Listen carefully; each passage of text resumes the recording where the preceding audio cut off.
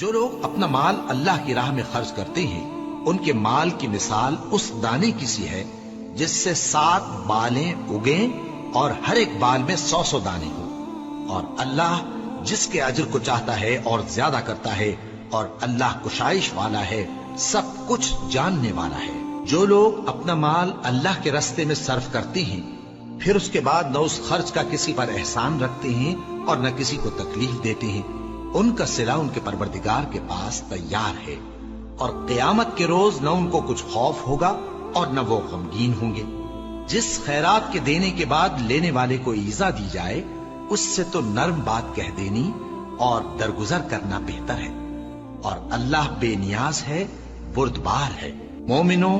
اپنے صدقات و خیرات احسان رکھنے اور ایذا دینے سے اس شخص کی طرح برباد نہ کر دینا جو لوگوں کو دکھاوے کے لیے مال خرچ کرتا ہے اور اللہ اور روز آخر پر ایمان نہیں رکھتا، تو اس کے مال کی مثال اس چٹان کی سی ہے جس پر تھوڑی سی مٹی پڑی ہو اور اس پر زور کا مے برس کر اسے صاف کر ڈالے۔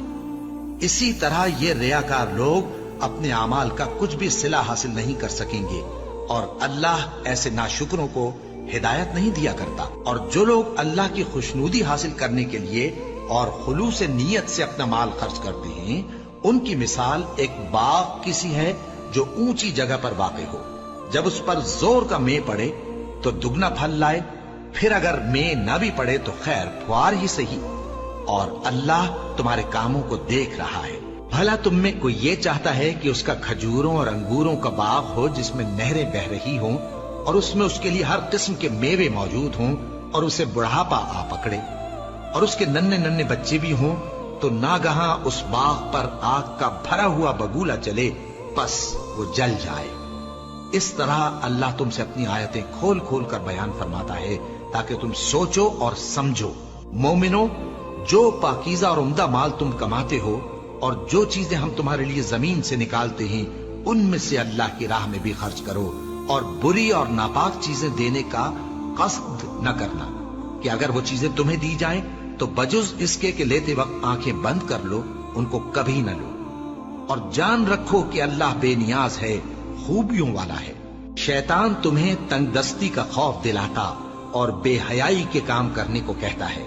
اور اللہ تم سے اپنی بخشش اور رحمت کا وعدہ کرتا ہے، اور اللہ کشائش والا ہے، سب کچھ جاننے والا ہے۔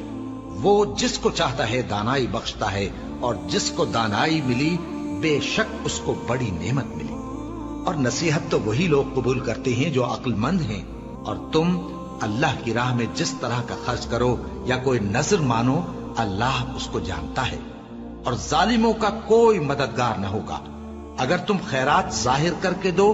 تو وہ بھی خوب ہے، اور اگر پوشیدہ دو اور دو بھی ضرورت مندوں کو تو یہ تمہارے لیے بہتر ہے، اور اس طرح کا دینا تمہارے گناہوں کو بھی دور کرے گا، اور اللہ کو تمہارے سب کاموں کی خبر ہے۔ اے نبی صلی اللہ علیہ وآلہ وسلم، تم ان لوگوں کی ہدایت کے ذمہ دار نہیں ہو، بلکہ اللہ ہی جس کو چاہتا ہے ہدایت بخشتا ہے۔